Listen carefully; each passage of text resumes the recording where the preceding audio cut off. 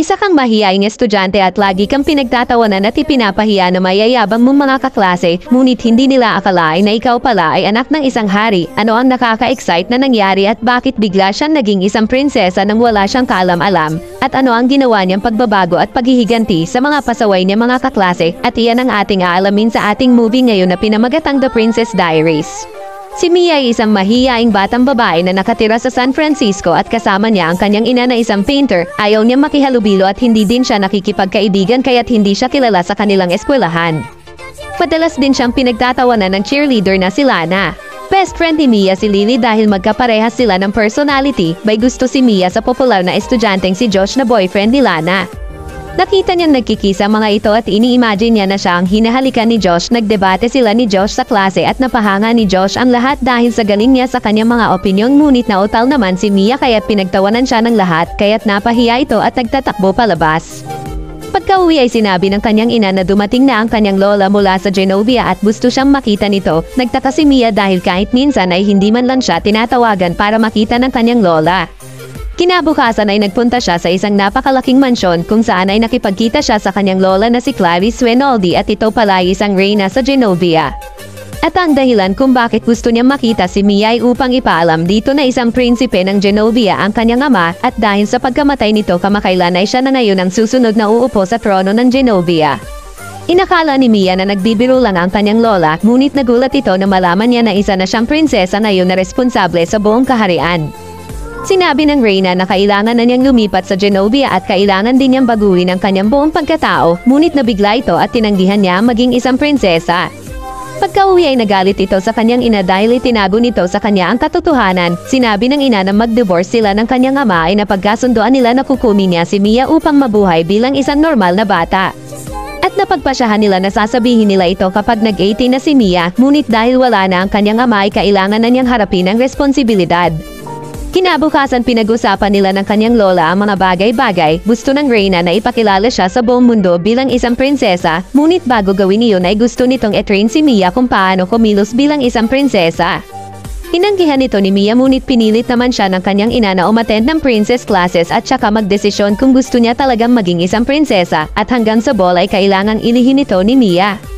Pagkatapos ay binigyan siya ng reyna ng isang security guard na si Joe, niregaluhan din siya ng isang limo para sa kanyang pagpasok sa eskwelahan. Sinundo niya si Lily kaya't napahanga ito sa kanyang sasakyan pagkatapos ay nagpunta ito sa isang talyer upang ipaayos ang kanyang lumang sasakyan. Ang kapatid ni Lily na si Michael na nagtatrabaho dito ay may gusto sa kanya, ngunit hindi naman siya pinapansin nito. Pagkatapos ay nagtungo si Mia sa mansyon para sa kanyang princess lesson, sinabi ng reyna sa kanyang assistant ang mga kailangang baguhin kay Mia. Nang sumunod na araw ay pinag-aralan ni Mia ang lahat ng mga royal etiquette mula sa pagsasayaw at sa pagkain at sa personal presentation. Dahil sa araw-araw na lessons ay hindi na sila nagkakasama ni Lily, isang araw ay inimbita ng reyna ang Italian stylist na si Paolo upang i-makeover si Mia. Pinunot nila ang kilay ni Mia at pina-straight ang buhok, pina-facial at pina-manicure at ilagyan din nila ito ng contact lens. At pagkatapos ay gumanda na si Mia, humanga ang reyna sa bagong itsura ng kanyang apo at sinabi nito sa mga assistant na ilihim ang ginawa nilang makeover. Kinabukasan ay sinundo nila Mia si Lily upang pumasok at nakita ni Michael ang bagong itsura ni Mia kaya't humanga ito sa kanyang kagandahan.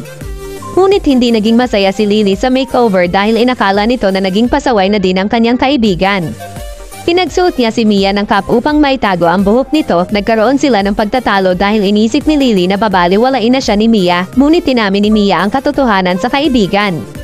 Nagulat si Lily at pumayag na ilihin na lang ito para sa kaligtasan ng kanyang kaibigan. At sa klase ay biglang tinanggal ni Lana ang cap ni Mia kaya't nagulat silang lahat na makita nila ang napakagandang buhok nito. Nang sumunod na araw ay inimbita ni Michael si Mia sa isang music convention kung saan siya ay magpe-perform. At nang makarating si Mia sa eskwelahan ay pinagkaguluhan siya ng mga reporter kung saan ay pinagtatanong siya ng mga ito tungkol sa pagiging isang prinsesa. Nalaman na ang kanyang sikreto kaya't delikado na ngayon si Mia. Inakala niya na si Lily ang nagsabi ngunit ipinagpilitan ni Lily na hindi talaga siya. Dahil hindi na makontrol ang sitwasyon ay nagtungo na ang reyna sa eskwelahan kaya't nalaman nila na ang stylist ang nagsiwalit nito sa mga media. Kinagabihan ay nagsagawa ang reyna ng royal dinner party kung saan ay ipinakilala niya si Mia sa ilang mga high-rankang royal sa buong mundo. Naging maayos naman ang dinner ngunit aksidenteng nasindihan ni Mia ang manggas ng isang guest. Nahulog din ang kinakain nitong prutas kaya't nadulas ang server kaya't napahawak sa ulo ang Reyna ngunit nagtawanan naman ang lahat ng mga guest. Ngunit hindi naman nagalit sa kanya ang Reyna at nag-enjoy silang dalawa sa arcade at kumain ng corn dogs. Nang pumasok siya sa eskwelahan ay pinalibutan siya ng mga bata upang magpa-autograph. Hindi siya napapansin noon pero ngayon siya na ang usap-usapan ngayon at kahit si Lana ay sinasabing kaibigan niya si Mia upang magpasikat sa mga reporter. Inaya siya sa isang beach party ng kanyang crush na si Josh kaya't dagling pumayag si Mia at pagkatapos ay nagsorry ito kay Michael dahil hindi siya makakapunta sa convention. Nasaktan si Michael dahil binaliwala siya nito ng dahil kay Josh. Kinagabihan ay sinabi ng kanyang ina na hindi talaga siya gusto ni Josh nung hindi pa siya prinsesa ngunit hindi pinansin ni Mia ang sinabi nito. Naging maayos naman nung una ang beach party hanggang sa biglang nagsilabasan ng mga reporter upang kuhanan si Mia kaya't nagulat sila ni Josh at nagtago silang dalawa. Hinanikan siya nito ngunit tumiwas si Mia dahil alam niyang hindi na ito tama. At sa kanilang paglabas ay pilit siyang hinalikan ni Josh upang mapag-usapan sila ng mga media at pagkatapos ay pinaglaruan siya nila Lana at habang nagbibihis ito sa isang tent ay tinawag nila ang mga paparazzi upang makuhanan ng picture si Mia. Pagka-uwi ay umiyak ang napahiyang si Mia sa kanyang ina, kinabukasan ay kumalat na ang balita kaya't sumama ang loob ng Reyna. Humingi ito ng tawad sa kanyang ginawa at sinabi nito na hindi siya karapat-dapat na maging isang prinsesa. Ngunit inimbita pa din siya ng Reyna sa ball at sinabing maaari niyang isama ang kahit sinong mga kaibigan maliban kay Josh. Sumang-ayon ang Reyna at si Joe na handa na si Mia upang harapin ang responsibilidad at sa eskwelahan ay nagsorry si Mia kay Lily dahil nagbago na siya ng ilang araw, nagkabati na sila at nagpasyang a-attend na silang dalawa sa ball. At sa gym class ay pinatamaan ni Mia ng bola si Josh upang turuan ito ng leksyon. Kinagabihan ay nagpunta si Michael kila Mia upang ihatid ang kanyang kotse at nagsorry si Mia sa kanya dahil sa hindi pagpunta nito sa show at pagkatapos ay inimbita niya ito bilang kanyang kadate sa ball ngunit tumanggi ang nasaktan si Michael. At sa school ay pinaglaruan nila Lana sila Mia kaya't sa inis ay ipinahiya niya si Lana sa harapan ng lahat. Sinabi ng Reyna na magbigay siya ng speech sa ball, binigay din ito sa kanya ang isang diary na pinabibigay ng kanyang ama sa ika-16th birthday nito. Pagkatapos ay tumakas si Mia at nagtungo sa Colorado dahil natatakot siya na baka ma-disappoint lang niya ang Reyna at ang mga tao sa kanyang speech sa ball. At naging napakabigat na para sa kanya ang responsibilidad ng buong bansa pagkatapos ay binasa niya ang sulat ng kanyang ama at sa sulat ay ipinaliwanag nito ang kahalagahan ng lakas ng loob bilang isang maharlika. Sinabi din nito na mahal niya si Mia at ang kanyang ina at na-touch si Mia sa sinabi ng kanyang ama kaya't nagbago ang isip nito at nagpa siya na pumunta na ng ball. Ngunit dahil sa kamalasan ay nasira ang kanyang lumang kotse sa gitna ng ulan. Samantala ay nakatanggap ng pizza si Michael na may nakasulat ng sorry dito kaya't napagtanto niya na nagsusumikap pa din si Mia at nagpa siya na ito na umattend na ng ball. Susuko na sana si Mia ngunit biglang dumating si Joe upang sunduin siya at dahil sa tagal ng hindi pagdating ni Mia ay nagumpisa ng mag-speech ang Reyna at sa gitna ng speech ay nakita niya si Mia na basang-basa ang damit kaya't kumalis na ang Reyna upang magbigay daan kay Mia.